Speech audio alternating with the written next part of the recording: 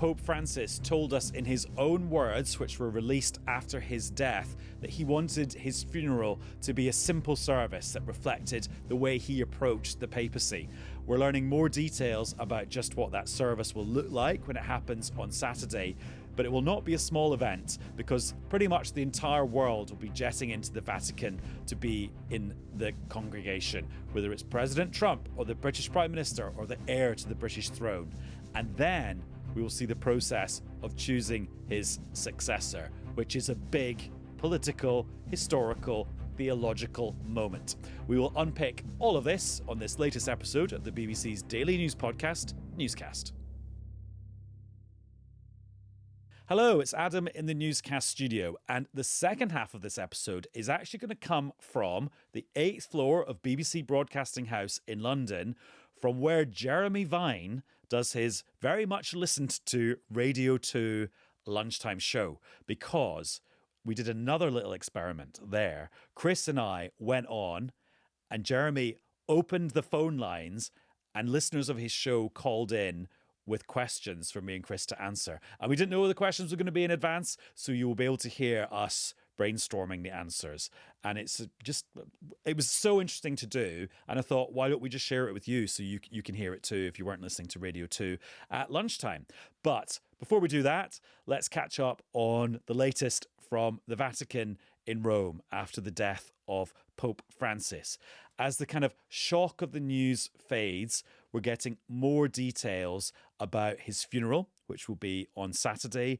Things like how it will take place, the guest lists, the VIPs who will be there, and also conversation has turned to this mysterious process, the conclave, for choosing his successor. So let's discuss lots of these really interesting things now, because I'm joined here in the Newscast studio by Catherine Pepinster, whose voice you will recognise because she's a regular on Thought for the Day on the Today programme on Radio 4. She's the former editor of the newspaper The Tablet, and she's also the author of the book The Keys and the Kingdom, the British and the Papacy. Hello, Catherine.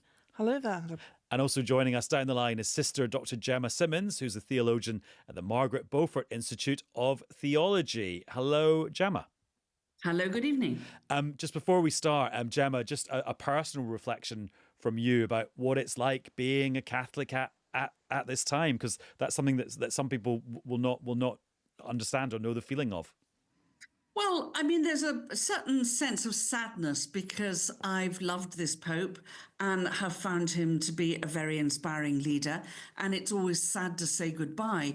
But at the same time, there's a sense of him having taken the church forward in ways that I find very hopeful and exhilarating. And so there's a sense of hope that will be taken on by his successor. What was it that you loved about him? I think the way he sat so lightly to the kind of trappings of the Vatican. I'm a fairly relaxed person myself, and I loved that he didn't care that he was going to be surrounded by pomp and circumstance, but just went to live very simply. I found his style of speaking very engaging. His Spanish was very idiomatic, very Argentinian, and I went to a number of meetings where he had a whole script prepared and then just looked up and said, "Oh, why don't we scrap this and just talk anyway?" And, he was very direct in that sense. You had a sense that he had a real feeling for people. And he himself talked a lot about the need within the church to build a culture of encounter. And I think that's what he did during his lifetime. And Catherine, that love of keeping things simple, we hear that's going to permeate his funeral on Saturday. Well, I think compared to the average person's funeral, it's still going to be pretty grand. True. But as far as papal funerals go, yes, there is more simplicity about it. For example, usually a pope is buried in 3 coffins, one inside the other. There's only one this time, I think, with a possible layer of zinc as well.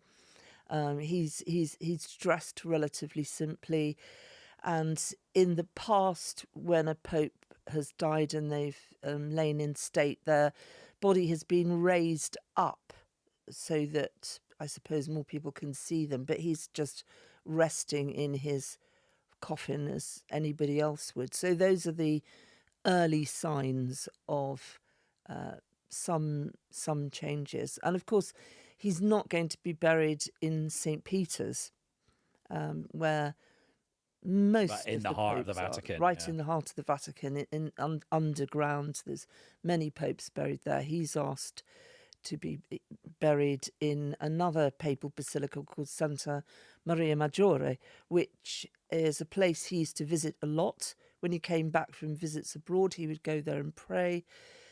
Santa Maria gives people a clue. It's dedicated to the Virgin Mary, to whom he had a great devotion.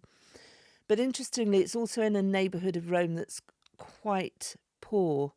It's a place where a lot of migrants live who've come to Rome, cheap housing, a lot of cheap B&Bs, not far from Termini, the main station. So I think he was a pope who liked to be among people, and he's going to be among people still rather than amidst the pomp of St. Peter's. And Catherine, to go to that first point you made, it still will be a very big occasion, and the guest list is starting to take shape. President Trump, Keir Starmer, Prince William, I mean, the world will be going to this. Yes, that's right. Now, in some ways, I think that reflects the stature of the man, of this particular pope. But if you look at, for example, the funeral of John Paul II, who was also a major global figure, similar guest list of the great and perhaps the not so good.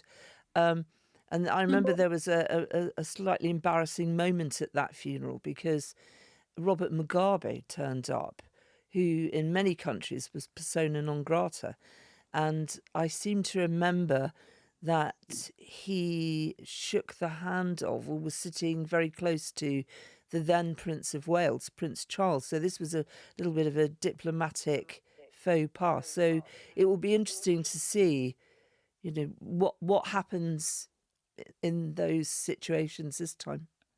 And Gemma, will you be offended if us journalists spend a lot of Saturday kind of like parsing it for geopolitics when it's actually meant to be a really kind of sacred moment?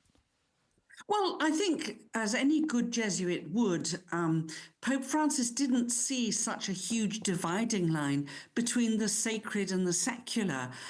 St. Ignatius, the founder of the Jesuits, talked about finding God in all things.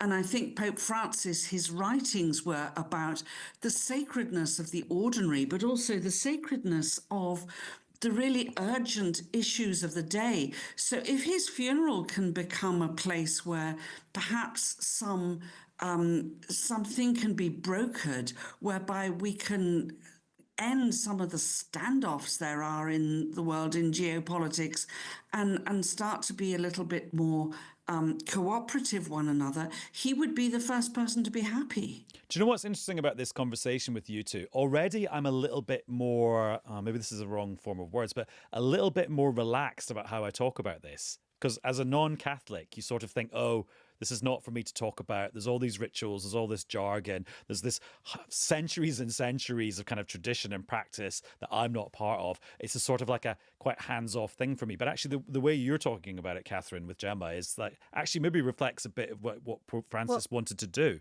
Well, there is that. But I think also something very interesting about looking at the papacy from the United Kingdom.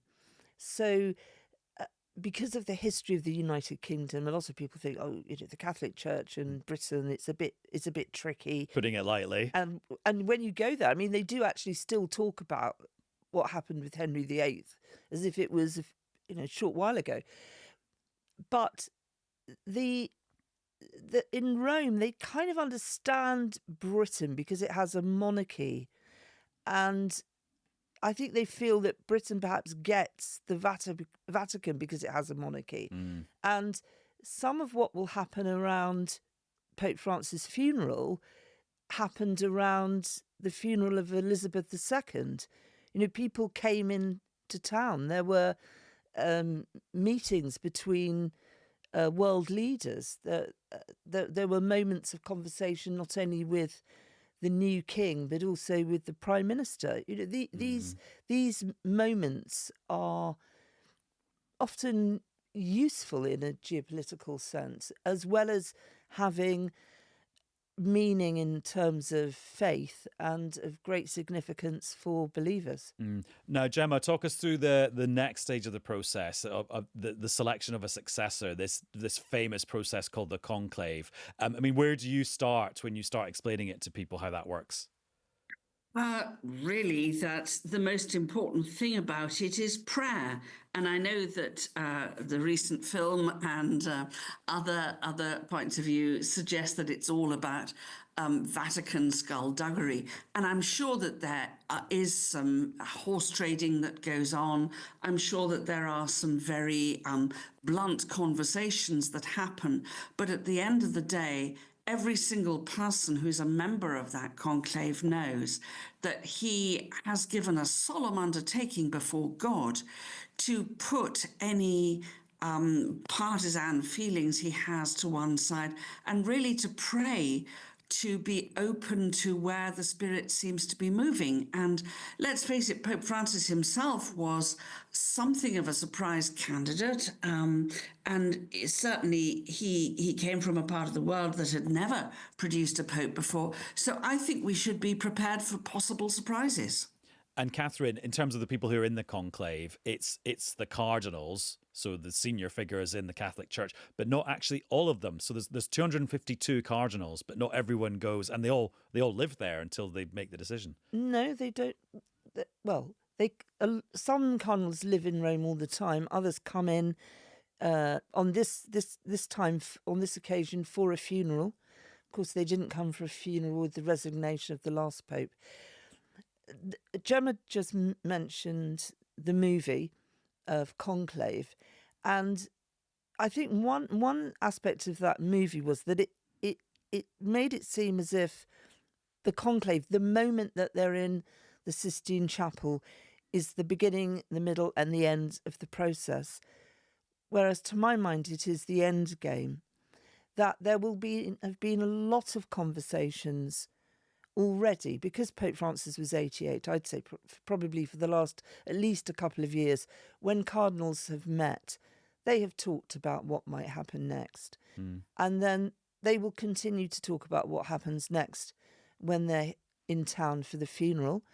And then between the funeral and the conclave, the actual voting procedure, there will be gatherings called general congregations where they will meet to talk about what issues the church needs to address. And the people who are at the general congregations are the members of the College of Cardinals, and that includes cardinals who are over 80 who are too old to vote, but they will be listened to. Right. They may have some thoughts. Many of them come to the occasion with a huge amount of experience, and so they can play their part in that way. Interestingly, last time round, after Pope Benedict XVI had resigned, one of the people who really caught the imagination, apparently, of the cardinals when he spoke at those meetings, those pre-conclave meetings, was Cardinal Bergoglio of Buenos Aires. And he ended up being elected. So basically, if you're over 80 and a cardinal, you can shape the discussion, but you can't vote. That's right. And Gemma, this idea seems to have taken hold in the last couple of days. I've seen it in lots of places that Pope Francis appointed lots of these cardinals. So it's almost like he was trying to shape the process of choosing his successor with those appointments. But to me as an outsider, that just seems a little bit too neat. That's like something from I don't know, maybe a film rather than real Vatican life. It's interesting that he appointed a number of cardinals from parts of the world that have never had a cardinal. So they've never had that kind of a voice. And I think if he had any, as it were, political or subterranean intentions at all, it was to give a voice to parts of the world and parts of the church that have never had a voice before, in that respect. I think he thought it was immensely important because he was someone who was very keen on building an inclusive church rather than an exclusive church. And I think he did that in all sorts of ways, not just this one, but this would be a really clear example of Pope Francis trying to build an inclusive church. And Catherine, I feel really a bit disrespectful, like almost comparing this to, I don't know, the Tory leadership contest. But if this was politics, classic politics, would be like, well, this person's in with a chance, this person's got no chance. Oh, this is the person who could shake the race up. Are you allowed to do that when it comes to choosing the next pope? Well, I think people like me probably talk sometimes in those terms. I mean, a comparison with politics could be that a pope's greatest power of patronage is selecting cardinals who become members of the college, who then vote for your successor. But the idea that a pope can pack the college to ensure that some template he's created will take over could be proved not to necessarily be the case, because in 2013, the last election of a pope, the cardinals who were there voting were men who'd been chosen by John Paul II and then a lot by Benedict XVI. And John Paul II and Benedict XVI were somewhat different people with rather different ideas about the church to Francis, and yet their cardinals, as you might call them, voted for Bergoglio to become the next pope. So it just isn't that pat. But nevertheless, are there some people that we should keep our eye on, because actually they might be the next pope? If we want to start like getting ahead of the game and doing research on the internet, who should we be looking up? One of them is a youngish, well, in cardinal terms, candidate called Cardinal Tagle, who's from the Philippines, who many people compare to Pope Francis. He's certainly like him in that he's a very personable person, appears to be very easygoing. He would be another pope from a very different part of the world from which we've never had a pope before. There are a couple of Africans people are talking about a lot. One is Cardinal Peter Turkson from Ghana, who shares a lot of Pope Francis' concerns about climate change and its impact on the poor, but perhaps is a more conservative figure when it comes to issues of personal morality. Some people are saying that another African, Cardinal Robert Sarah from Guinea, French Guinea, is a candidate. He's just got under the wire to go into the Sistine Chapel to vote because he's 79 and will be 80 in a few weeks' time. Right. Somebody rang me up very excitedly this morning and said that Cardinal Sarah was trending on Twitter, to which I pointed out, well, yes, but that doesn't have a lot of impact on people inside the Sistine Chapel when the time comes. Also, because they won't have phones anyway, will they? No, they'll be very much sequestered on their own. Yeah, it's them and their God, our God.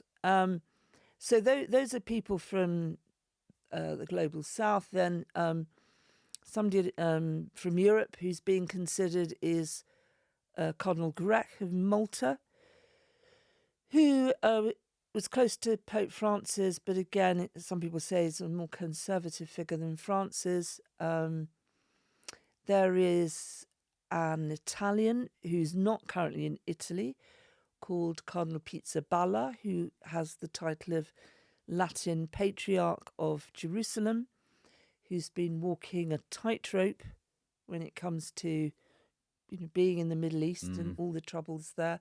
So, there's quite a few people being spoken about now. That's just a few of them. Yeah. There are others too. Fascinating cast list. And Gemma, I'm going to put you on the spot now, and I hope this isn't too difficult a question to answer, but what I love about this moment, if that's the right word, is Yeah, it resonates back hundreds and hundreds and hundreds of years. This has happened loads of times before, over like more than 1,000 years. Is there a moment from history that you're thinking, oh, this is a little bit like that? Well, I know what it's not like. There have been some terrible moments in history where, people outside have been pressurizing and there have been murders and terrible carry-ons.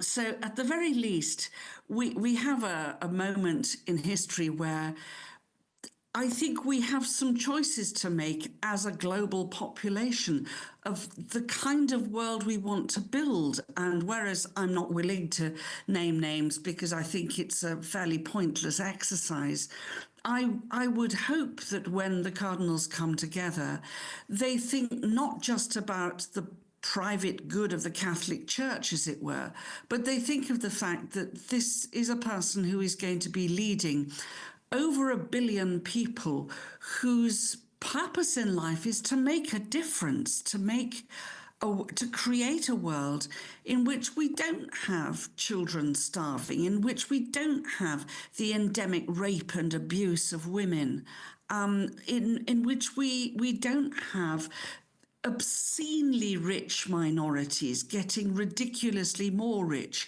while vast swathes of population struggle to survive.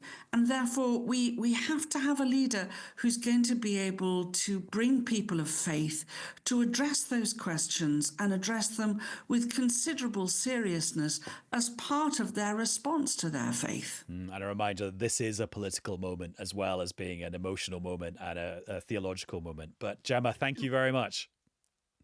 My pleasure. And Catherine, thanks to you too. Thank you.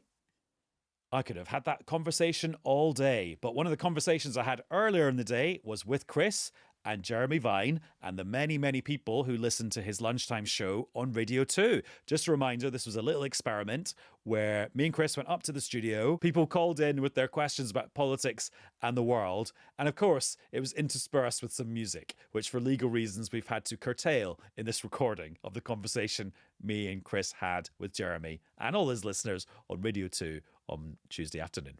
It seems like we're in a period where things can change overnight. I mean, let's start with that, actually. I don't know how to ask. Do I ask Chris or Adam or both or Cradham?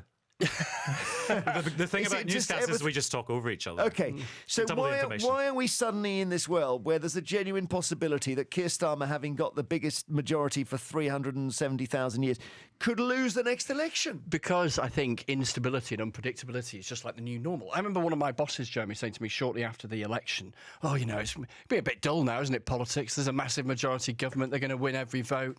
I mean, maybe we just come back to you in 5 years' time when politics gets interesting again. I said, not a bit of it. And straight away, we've been plunged in this first year of a new government with a massive majority into all sorts of massive, contentious issues of wild unpredictability. And I think that's the core of it, really. We should say, Adam, we've got local elections coming, and they are, we cut, for that reason, we got the certain rules about talking about local issues, but they're quite a big set of results we're going to see.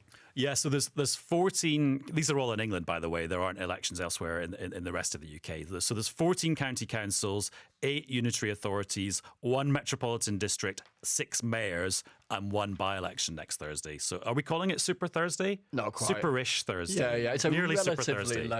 relatively limited set of And local what I elections. heard the pundits saying, of course, now I realise the pundits probably meant the two of you, so I'm feeding back your own remarks to yourselves, was, this could be a bad night for Labour and for the Conservatives. Is that right? Yeah, it could.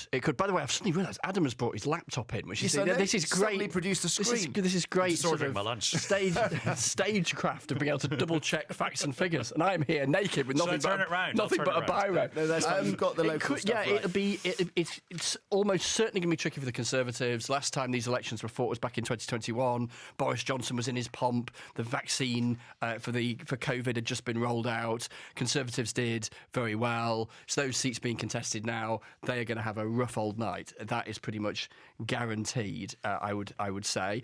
For Labour, the challenge for them is they're now in government.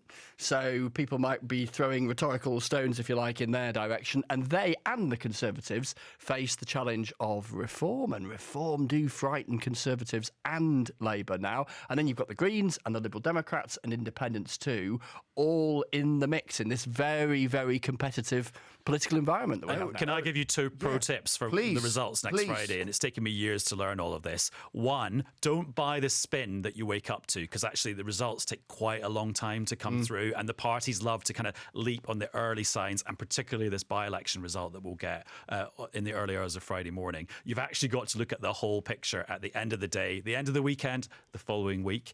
And second of all, we do this thing probably kind of about tea time on Friday called the projected national share of the vote. That is not as if there was a general election today. That is as if every local council was up for election. So you can't interpret that as like, oh, if there was an election today, this party would be winning. So just you have to be careful how you quote those numbers as well. Okay, we'll go to calls in a second. I must mention Trump, though. Chris, you were in the White House with Keir Starmer and Mr. Trump in February, and you asked Trump this question about Vladimir Zelensky. Mr. President, do you still think that Mr. Zelensky is a dictator? Did I say that? I can't believe I said that. Next question. That's the best evasion I've ever heard. I just wonder if people heard what you asked there. Yeah, so I asked, which was the key question I thought on that day, which was, did he still think that President Zelensky of Ukraine was a dictator? The context was that the day after President Zelensky was going to be in that chair, and you remember how that turned out. What was fascinating being in there, Jeremy, massive privilege to get to go in there, was witnessing firsthand Donald Trump's skill as a theatre politician. He was utterly in command, the circus commander. And I thought that answer, whatever you might think of Donald Trump, was communication genius, because he didn't deny that he'd said it. Yeah. He made a bit of theatre out of it. There was even a sprinkling of self-deprecation, which might sound ludicrous with Donald Trump, but there was did I really say that? And you know what? In the moment, I'm thinking, crikey, did it? For just a moment, you think, have I quoted him? Have I quoted him right? So he managed to be self-deprecating, humorous, repeat the same point, but without being aggressive, although he was clearly the day after, and then hold to a position as well. So you saw his skill as a communicator there, and this kind of presidency by news conference that he's doing. Do you think, Adam, there will be a backlash if Trump speaks to Parliament when he comes? I mean, I think they'll probably avoid him speaking to Parliament to avoid that risk. Because do you remember last time he came for his state visit and he went to all sorts of out-of-the-way places like Windsor Castle so that the protests would be kept to a minimum. I think what was fascinating about that day is I was actually on holiday and so was watching that from a distance with some cocktails in hand. And it was so interesting that on that Thursday when Keir Starmer was there in the White House, everyone says, Starmer's played a total diplomatic blinder. Trump's been tamed. The world's fine. And then 24 hours later was that Zelensky meltdown in exactly the same room. I was like, oh, the world doesn't seem that fine today. And you know what they say now, plenty of people privately in Downing Street, and I've heard similar noises coming out of Paris, they realised that they were so obsessed, both President Macron of France and Keir Starmer, that they wanted to get through their own meetings unscathed. And the Prime Minister was so nervous on the flight out there prior to meeting Donald Trump. They were so nervous about getting their own prep right that they now conclude they under-prepped Volodymyr Zelensky. They didn't prep him properly to go in and say, talk through an interpreter or sign the document first and then do the news conference because then the deal is done. Don't do it the other way round. And they now realise they didn't give that enough attention. OK, so questions for Chris Mason and Adam Fleming, our political geeks here. Vicky in Bristol, you can ask anything you want, Vicky. Hi, Jeremy. Thanks for having me on. Not at all. So I want to talk about EVs, electric vehicles. Oh, yeah. Yeah. So the government, whether it was this government or the last government, the government generally, have set out this policy to stop sales of petrol cars by, I think it's 2035, is it? But, of course, the infrastructure out there for charging is not great at the minute. So what politically is likely to happen in charge of ramping up the infrastructure? I mean, I have an EV. We've got one EV, one petrol car. And it's just, at the minute, like, we love our car, but it's sometimes a bit tricky to make sure we've got enough charge to get places, make sure we're not going to get, like, absolutely charged through the nose for a bit more electricity, like, mid-route. OK, so it's about EV, the charging facilities. And can I give this to Adam? Behind it all. Yeah, of course. Go for it. Great question, Vicky. I think this is a classic of where does power actually lie? Oops, that's a pun I just did by accident there. In that the government wants there to be loads of electrical vehicle charging points popping up everywhere so that the transition to electric vehicles is easy for everyone. But they don't necessarily have all the control over where those charging points are and who builds them, because a lot of that is provided by the private sector. So there's a bit of a commercial incentive there. So part of the government's job is to work out where can they step in. Then you've got this problem that saying you're going to spend some money to get to a goal isn't the same as actually getting to the goal. And so I was just checking. So this is according to the Public Accounts Committee, one of the committees in Parliament. They did a report about this that came out last month. And they said in 2020, the government announced £950 million to future-proof electrical capacity on strategic roads, right? So that's a lot of money, actually, £950 million, and quite a clear goal. 5 years later, do you know how many pounds had been spent? Oh, don't. 0. No. So that's just the thing about like the difference between ambition and making a big announcement and actually that money trickling down through all the different layers and the companies and the local councils. So saying something and getting something done is different. Vicky, have you had problems charging? Occasionally, not often. It's more that I've got friends who would love to buy an EV, but they don't have a driveway. We're lucky enough that I've got a driveway I can plug into my garage. It has to be a 3-pin port, because for us to get a wall charger, which would be faster, we have to pay the electricity company for it. But we rent. I don't want to buy something that is going to improve the value of a house I don't own. So we 3-pin plug through the garage. Slightly awkward. 3-pin plug? Will that charge a car? I didn't even know it would charge. It's got a massive adapter on it, but it will. It's very slow, but it does.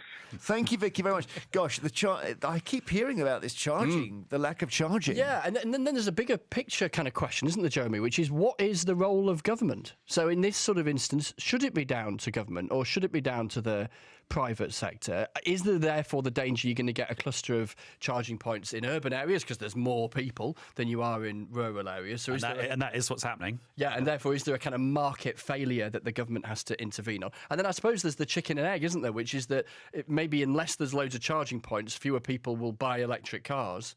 And so unless you create the charging points, do you suppress the demand for electric cars, or do you have to wait for that demand to happen in order to put the charging points in? It seems to be horrible publicity around Tesla because of Musk's involvement with Trump. People making jokes like Vauxhall fast, Porsche faster, Tesla fascist.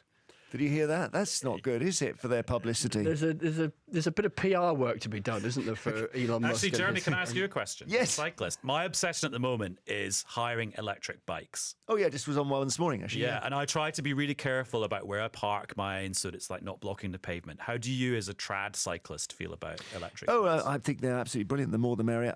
The parking issues on the pavement are a bit of a problem in cities if people abandon them.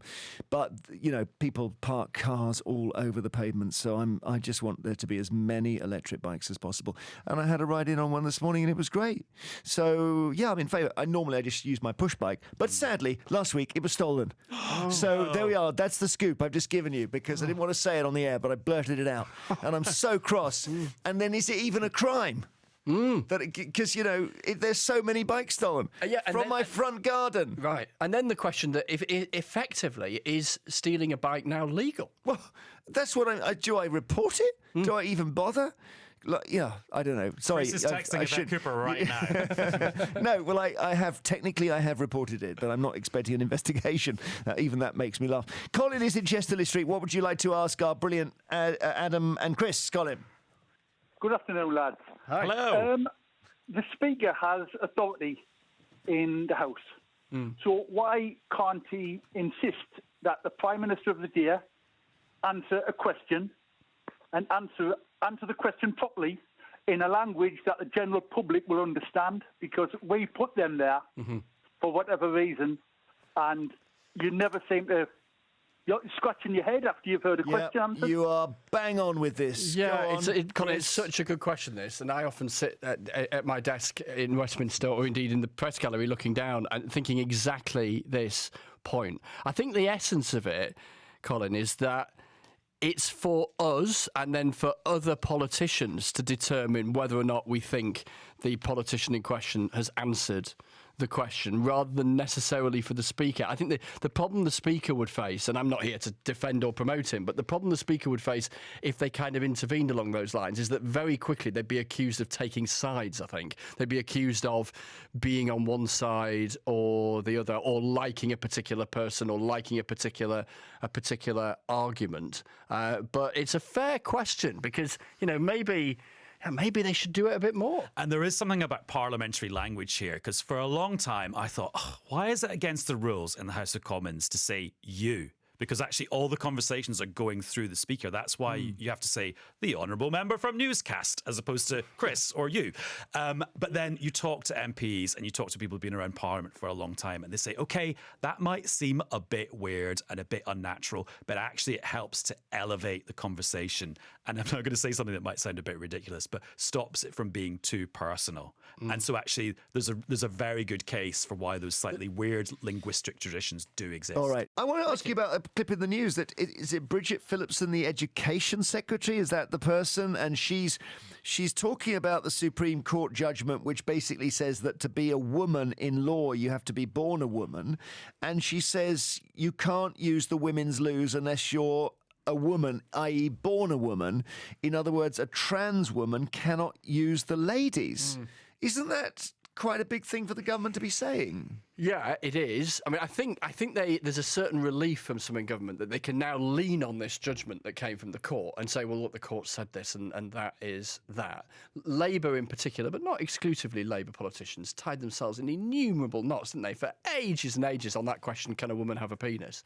And Now they just say no, wouldn't they? And now they can just say, well, look what the court has said.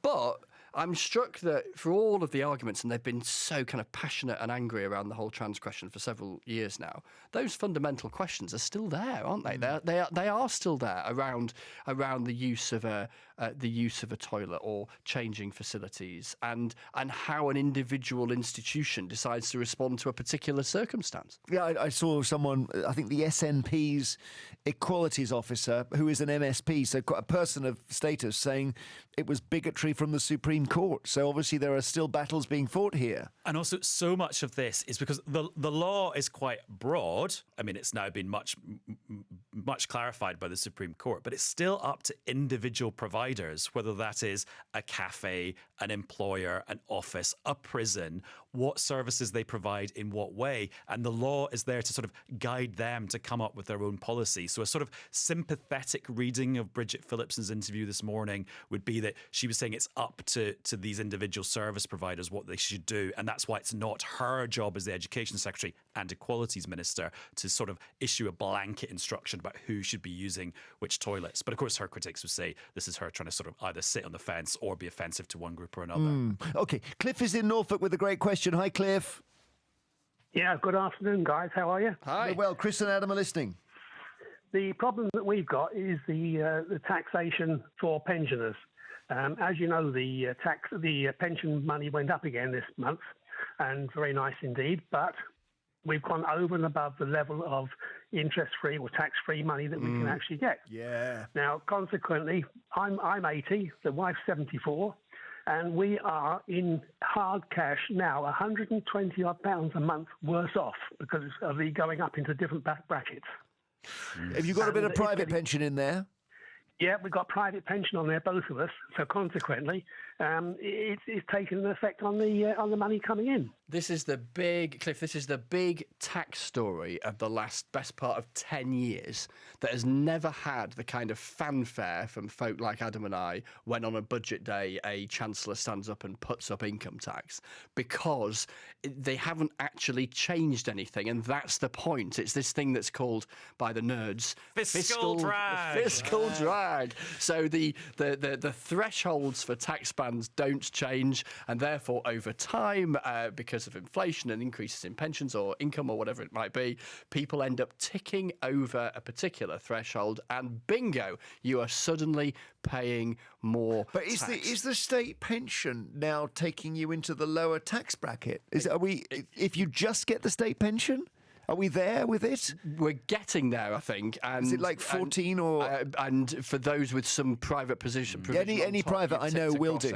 And do you remember we had a day of this in the general election campaign last year? Yes. The Tories were promising the triple lock plus, and the plus was that the tax-free threshold for pensioners would increase so that actually there was never any danger that the state pension could end up being taxed as income. Cliff, I'm guessing you and your wife have not approving of what Labour's doing.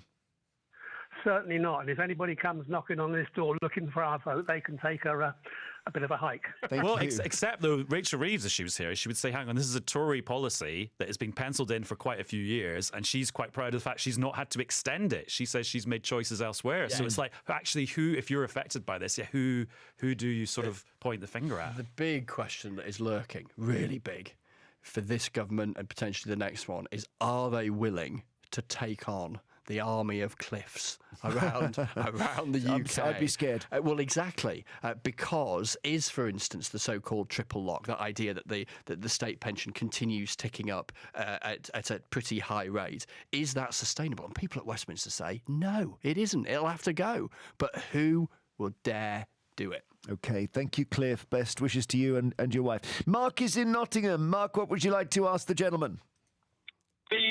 The Parliamentary Standards Committee appears to be pretty toothless. And is it about time that we change the employment status of MPs so that they can be held to account properly for lying to us on so many occasions?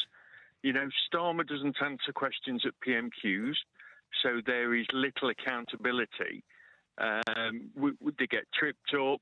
They don't log things in the Register of Members' Interests, and everything's toothless.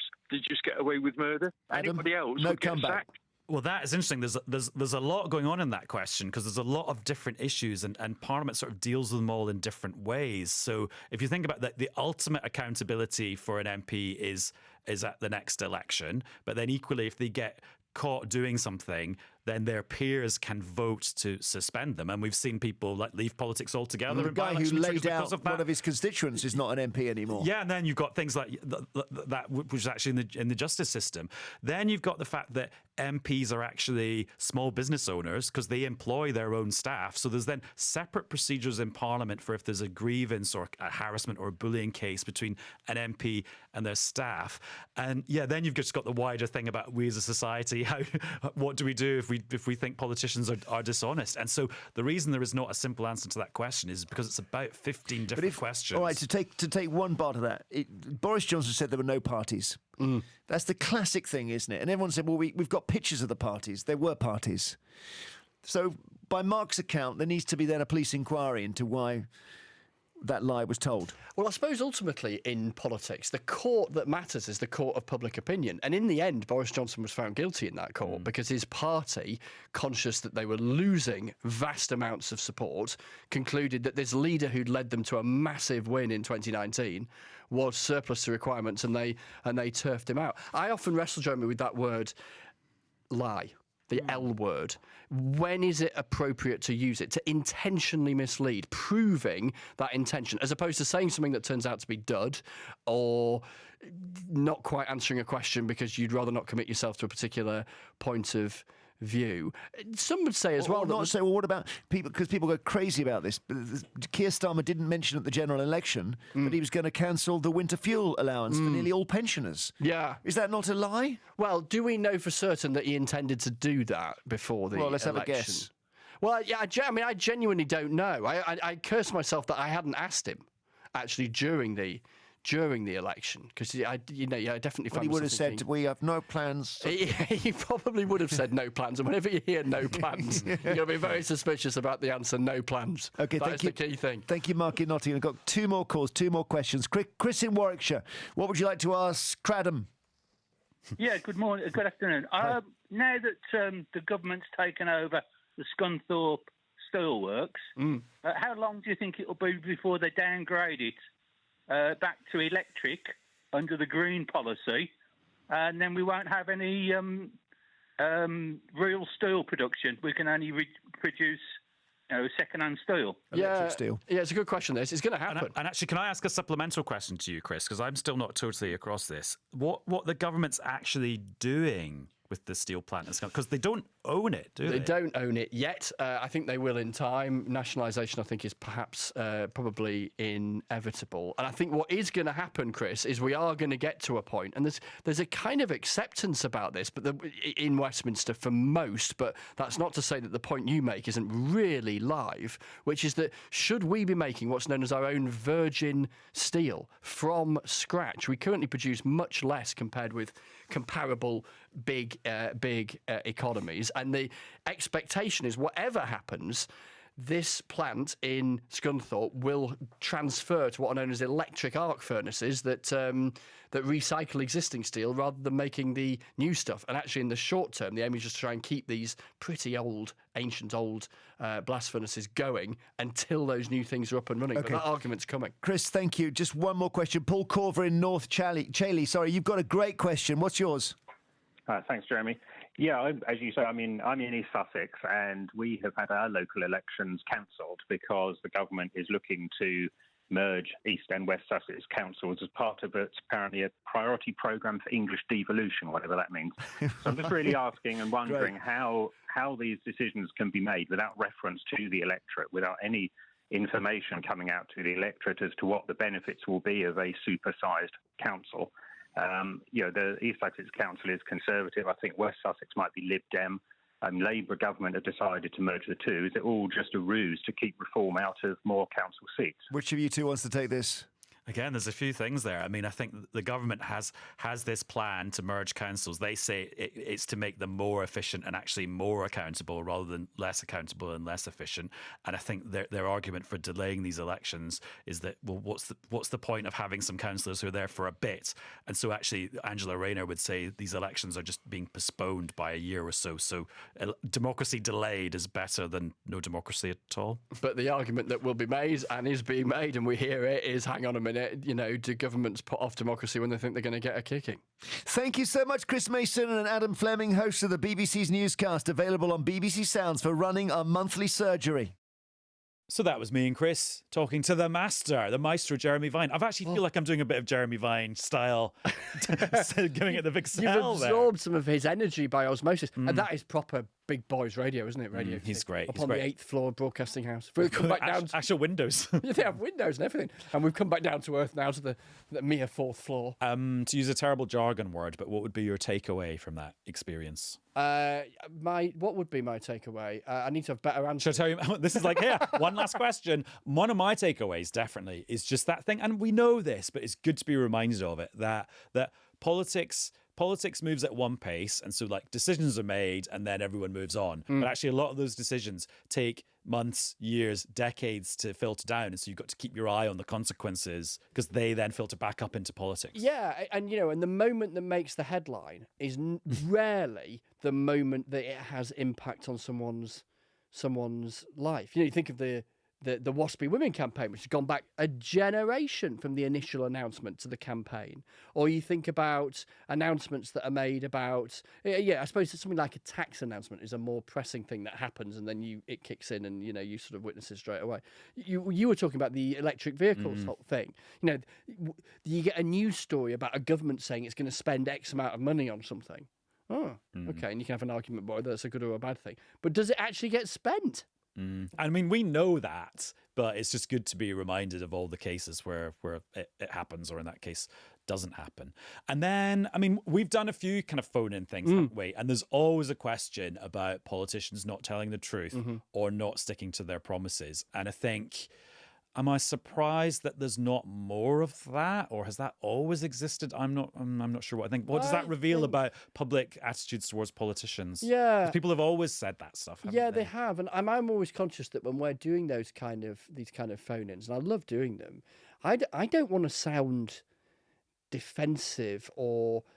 Well, sometimes we do end up having to sort of, by explaining the system we've got, you can sometimes sound like you're defending it. Completely, and I'm nervous about that, but you are trying to explain the system. And then, that brilliant question about whether the speaker could be a bit more, get stuck in a bit more about, a minister who's not answered a question. And you know, as a viewer or listener, I can totally understand that. If you listen to an exchange and you think, hang on a minute, that was not remotely an answer to the question. Why is somebody not getting stuck in? And the speaker's the referee. Why couldn't they do it? But having kicked around at Westminster for a long time, I can see why they'd be reluctant to, because you're drawn into politics and you're meant to sort of sit above that as the chair of the proceedings. So I love it. It's me. If I hear. Did you hear that when Jeremy was talking to Vernon Kay earlier on? That was our probation. Yeah. This was our probationary appearance. So it may be. I mean, I dare we say that may be our one and only. We're merely interns today on Jeremy Vines' show. Let's see if we get a full-time gig. This might be our one and only phone in, and we'll have to knock discreetly on Nicky Campbell's door and see if he'll have us back. Yeah. if we're rejected by the mighty Radio 2. And that is all for this episode of Newscast, apart from to say happy belated birthday to Chris Mason. Oh, thank you. And to you for a couple of weeks ago when I meant to mention it on the day and then I forgot. Yeah, because it was Liberation Day. It was Trump's tariffs was day. It that day? History will record that not as my 45th birthday, but as something else entirely. Right, we'll be back with another Newscast very soon. Bye-bye. Ta-ra.